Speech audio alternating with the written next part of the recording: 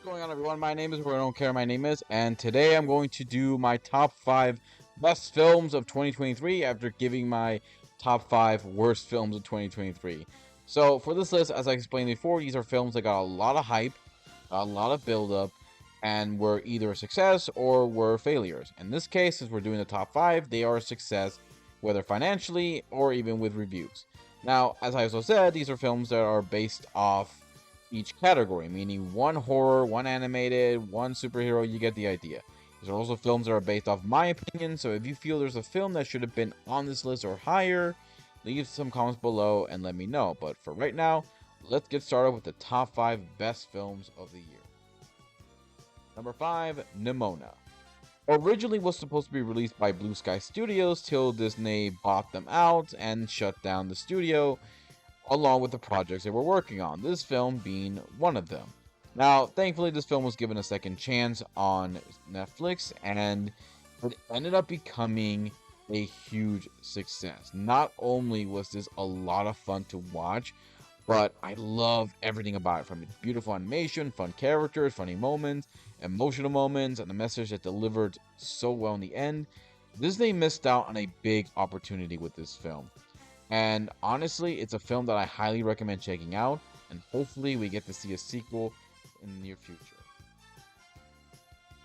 Number 4 goes to Oppenheimer. Christopher Nolan did it again, folks. He gave us yet another amazing and dramatic movie telling the story of J. Robert Oppenheimer, whose rise in the world of science, who was involved in creating the first atomic bomb, and the fallout that came with making the bomb. I love the story of this film because it kept you hooked on what was going on, how they worked on making this bomb, how they had to keep it a secret, to the aftermath, and how the bomb, after it was detonated in Japan, left Oppenheimer completely shaken and impacted what would happen, because he now knew that this led to mankind creating more weapons of mass destruction that would and could be used against other people again in the future. It's a great film, another one I highly recommend checking out, and looking forward to the next work from Mr. Nolan himself.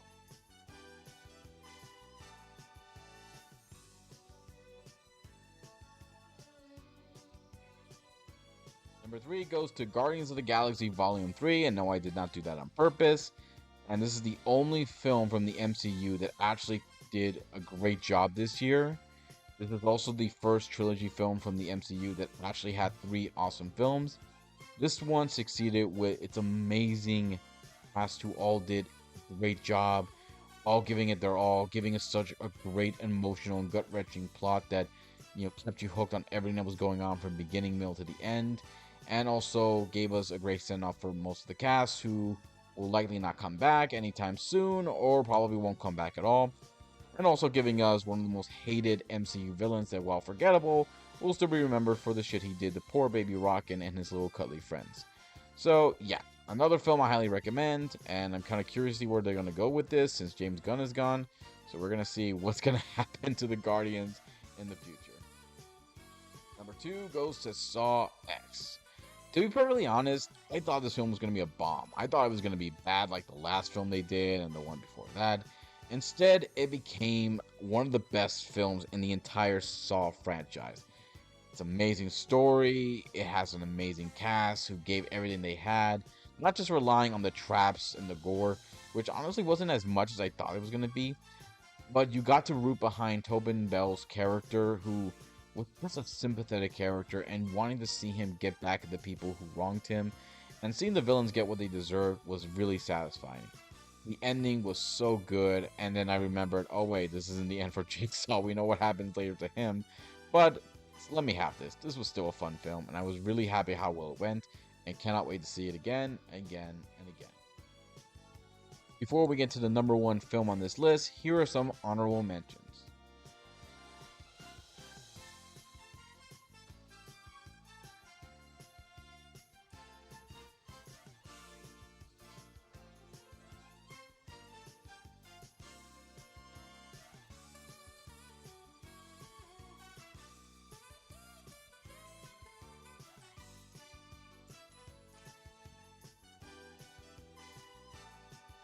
Number 1, Godzilla Minus One.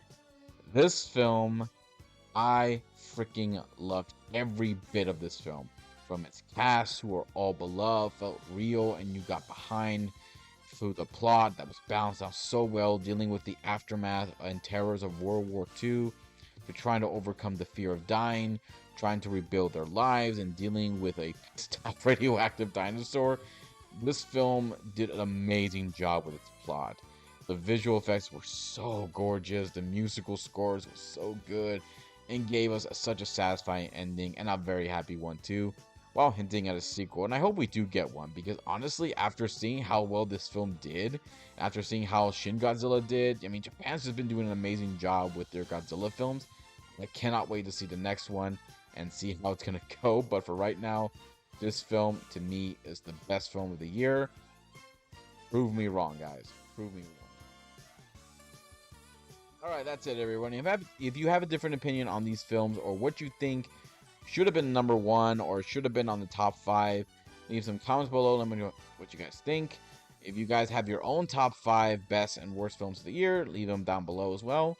Please subscribe to my channel. Keep on supporting it, guys. Please subscribe and support T3 Media's channel as well. I'll see you next time in the new year. Take good care. Happy holidays, and goodbye, guys.